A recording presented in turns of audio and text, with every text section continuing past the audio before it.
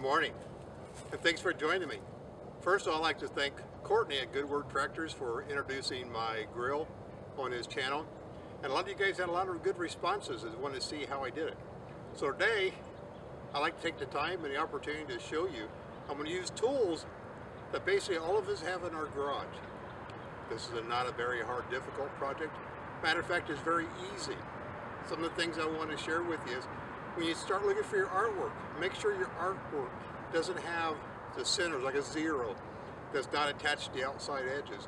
Make sure you can figure out a way that you can attach that center piece to the outside edge, or you'll have a gap in your artwork. Keep it simple, make it fun, and enjoy. Now, I've been thinking about this for a while, but I thought about starting a YouTube channel, and maybe you guys can help me name my channel. I'm a retired mechanic, I'm a retired machinist. I like building projects. I've got a couple of projects in the work, like a garden hiller I'm currently working on. I'll show you a picture here in a few minutes of what I'm working on there. But I like to start by making things simple for people who can make at home that want to make their own projects. As you'll see, I had to learn. I'm learning myself, I'm teaching myself, and I'm enjoying doing it. You too can do that.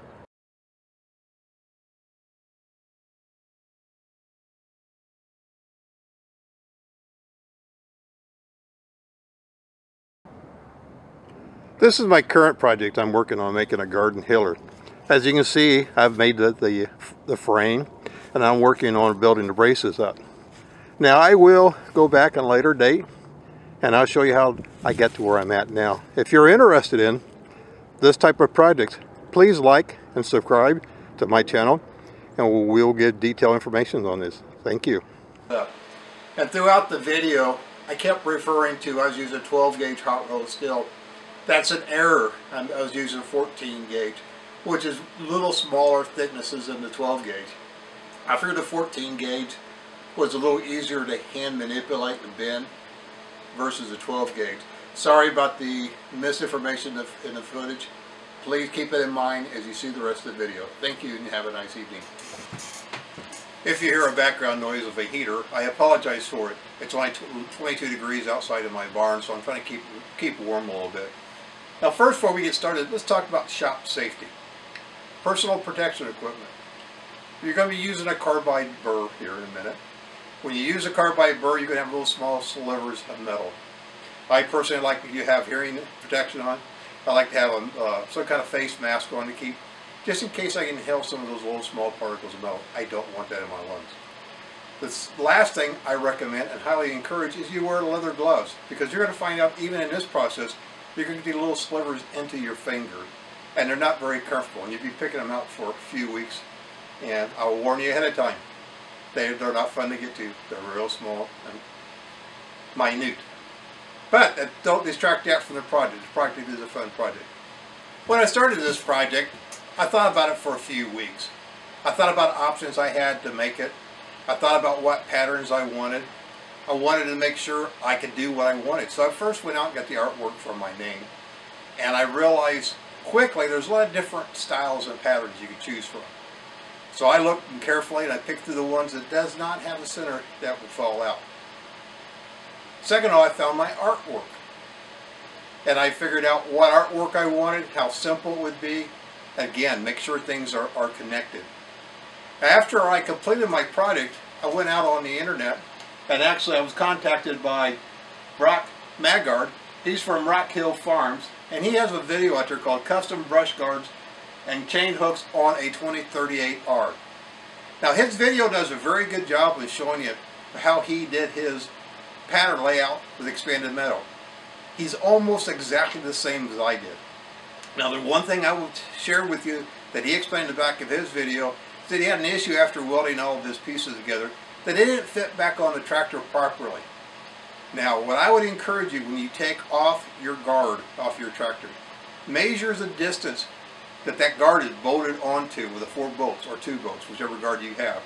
Now put a block of wood in between the guard to hold that dimension, because when you weld things up, tendency they're going to shrink a little bit, or they're going to stay where they're at, and you want to make sure they fit together. So here's, okay, for this demonstration I went out and I found a little black bear. Now Little Black Bear again has no centerpieces to fall out. So what I did on mine and on this one, we're going to show you, I took contact cement and I covered the outside of it because I can adhere it to my piece of metal and it won't go anywhere. Now this only temporarily holds it. Ah.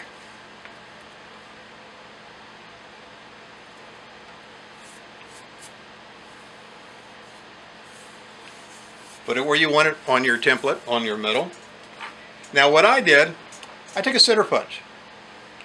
I took a little small hammer, and I would go along the outside of this little silhouette, and I'd punch little holes. And I'm talking about every 1/8 of an inch.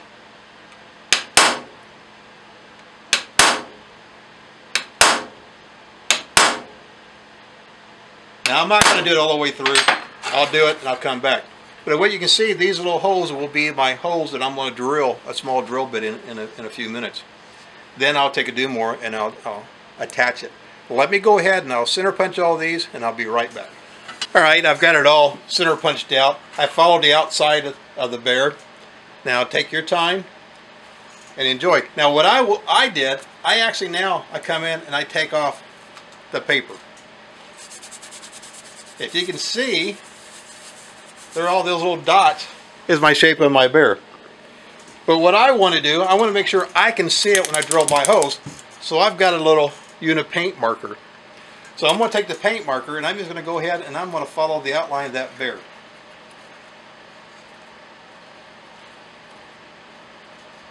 And what you can see is it actually starts to highlight the center punch marks. The center punch marks, again, we're going to drill out. Let me do this real quickly and I'll move my hand.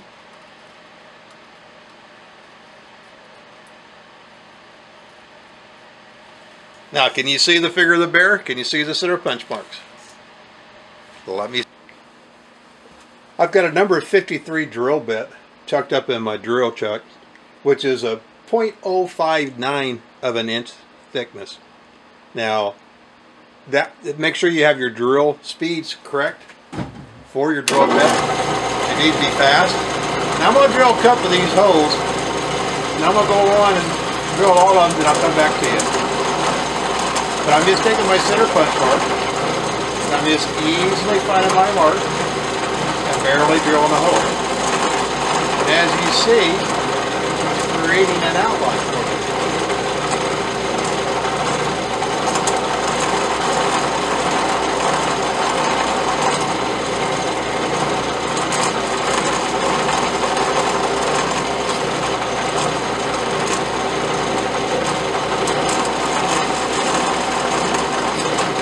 Alright, let me be back with you in a few minutes after I get them all drilled out. After drilling out all the holes, now you can see my bear clearly in that piece of 12 gauge sheet metal. Now what I'm going to do, I'm going to take the Dremel, which you can buy at your local hardware stores. I'm going to put a carbide tip bit in it. Look similar to this. But I'm going to use in this. Now all I'm going to do now is just connect the dots. Now I will do a couple here in a second. Then I will make sure I got my PPE on. But then I will do all the rest of them and I'll get back with you. Now what I'm going to do, I'm going to go halfway through on this side. Then I'll flip it over and finish the opposite side. I will have a small vacuum cleaner right next to me. So when these shavings build up on my arm and on my tape worktop, I will take that off because I don't want those burrs everywhere, and you'll find out soon that they can be a pain. Okay, it's all about now connecting the dots. Now I'll put my gloves on. Now the first thing I did is I went through and I touched all the dots together to start.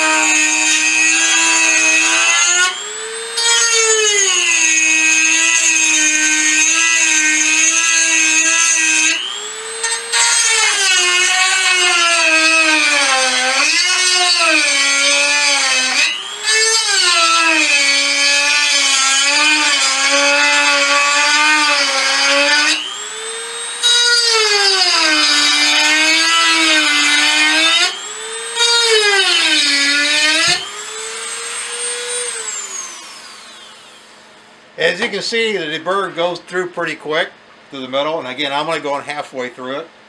Now the carbide burrs that I've had them for years from my job, but I think you could probably pick them up on Amazon or something like that.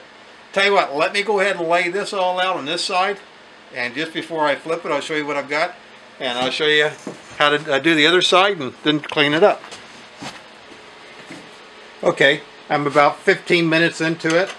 I'm halfway through. I don't know if you can see it very clearly. But let me go ahead and flip it over, and I'll do the back side, and I'll show you how to clean it up when we're done. But it's only about 15 minutes to get halfway through that side. Okay, I'm finally through on the back side. Now take your time when you go through it, because it's going to make a lot of noise. It's going to grab and want to spit you around. But if you can see, the edges are real rough right now. Now I'm going to put this in a vise, and I'm going to put another Dremel tool in it, which is a flat bit. Then I'm going to go up there and clean up all those rough spots. And when I do that, that's going to make the bear look very nice. Let me put my vise up, and I'll come right back.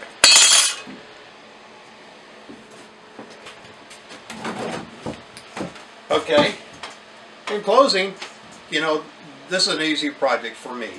It may be challenging for others.